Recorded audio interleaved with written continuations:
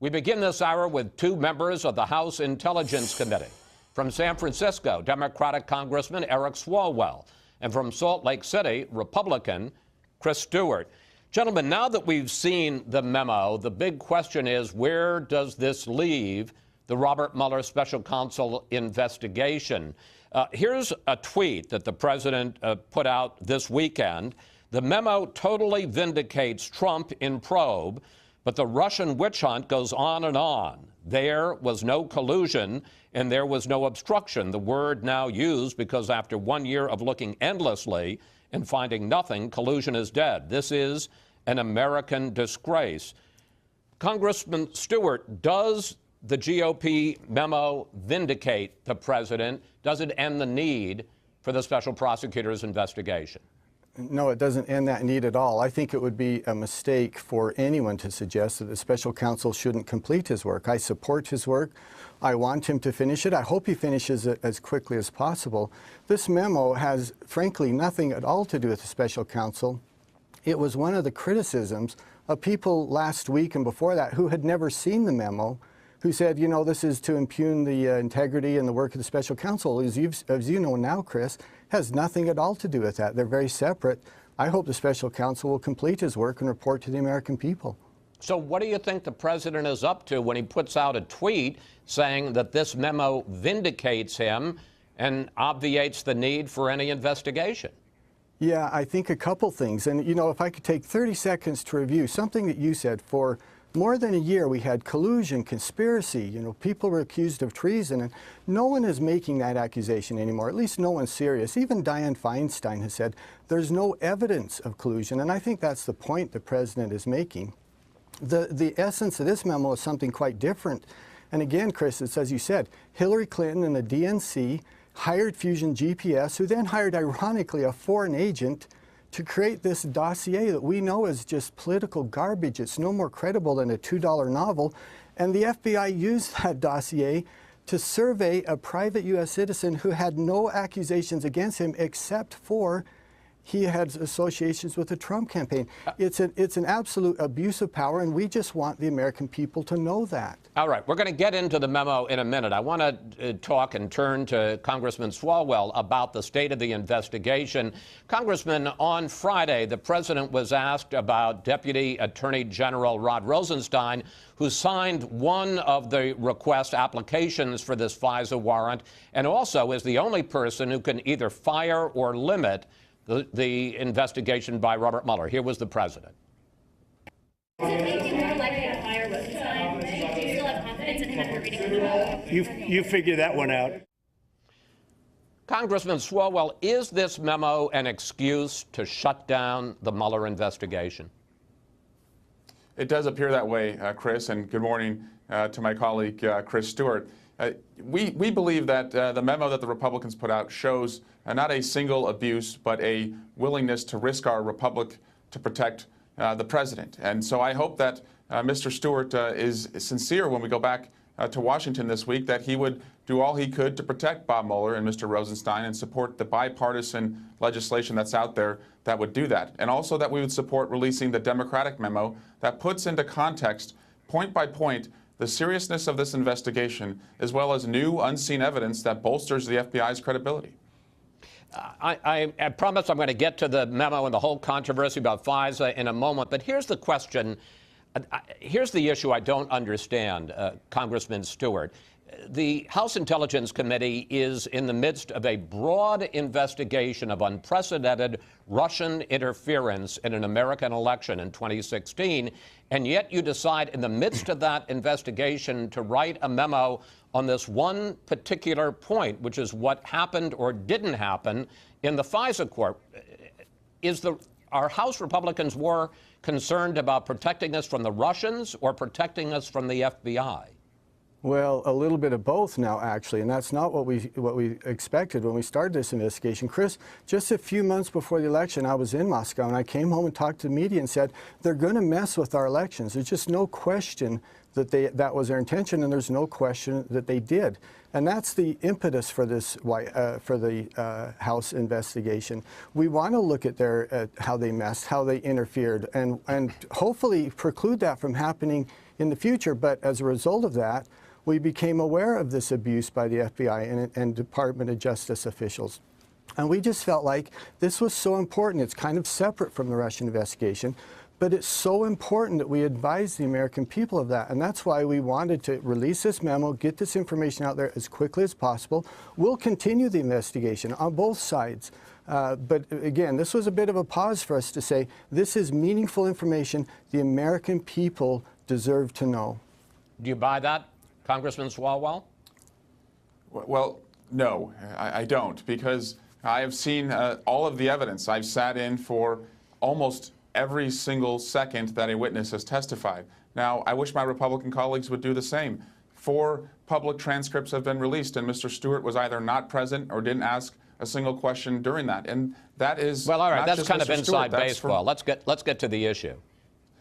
Sure, but the issue here is that there's not a willingness to look at the evidence. They assert that there's no collusion, but there's no interest or willingness to understand the evidence in this case. And so the evidence that we've seen with the limited subpoena power we have is a deep willingness that existed on the Trump campaign and the Trump family, on the Trump businesses, to work with the Russians and to receive information on Hillary Clinton. And we got to do something about it to make sure that doesn't happen again.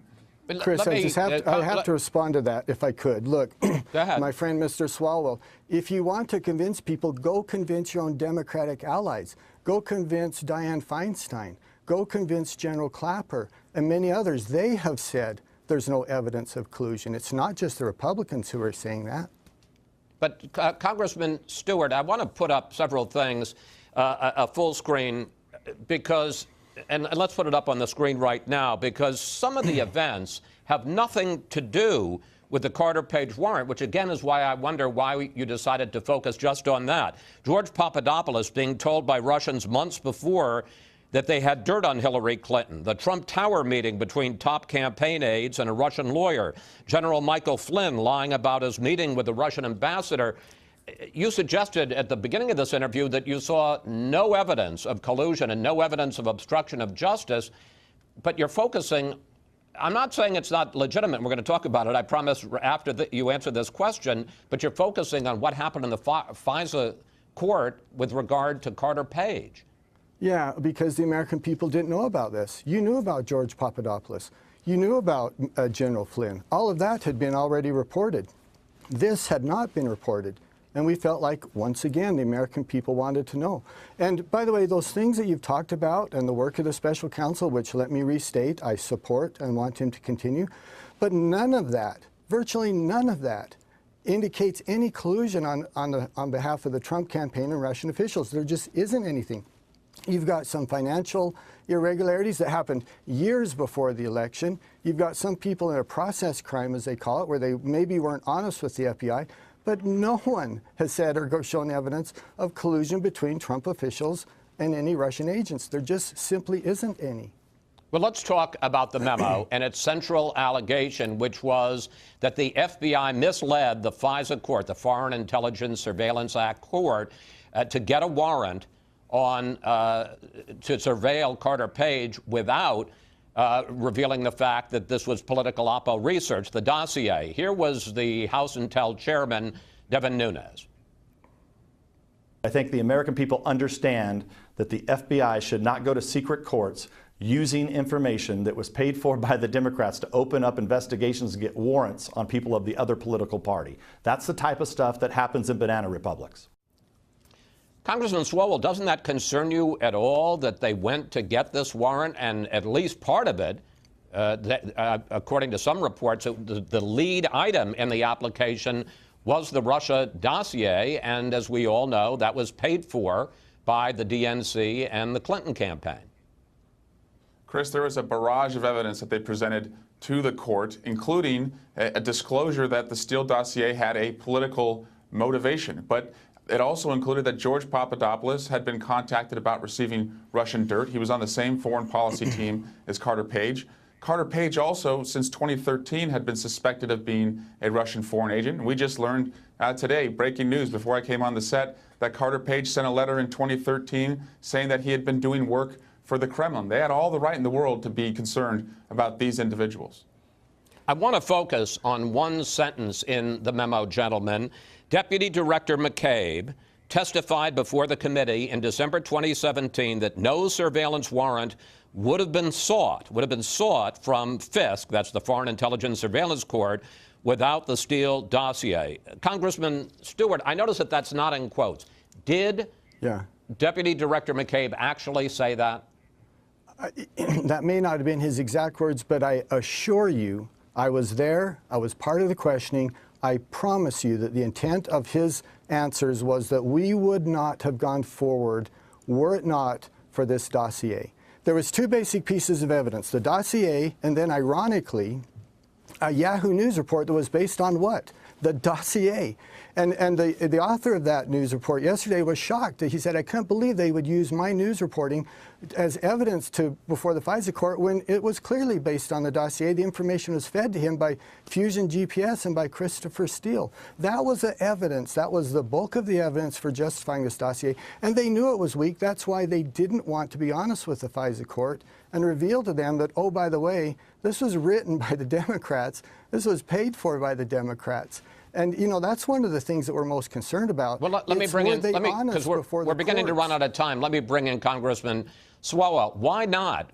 It does seem to show bad faith. Why wouldn't the FBI include in its application the fact that the dossier had been bought and paid for by the Democrats? Well, as to Andy McCabe, that is not what he said. They have the transcript. I don't understand why they wouldn't quote from the transcript. And they did disclose that it was a politically motivated source. That's what the judge needed to know. And again, I think this is just an effort to torch the credibility of the FBI so did they put in the fact that it was bought and paid for by the Clinton campaign and the DNC?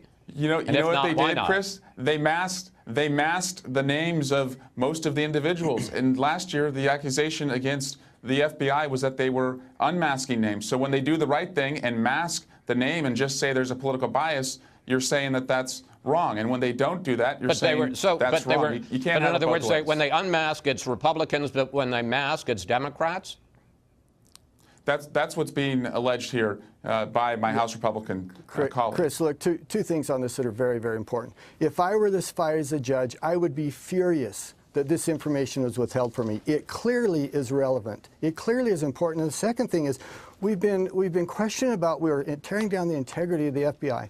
I'm a former military officer. I understand the necessity to protect your troops, but that's not what's going on here.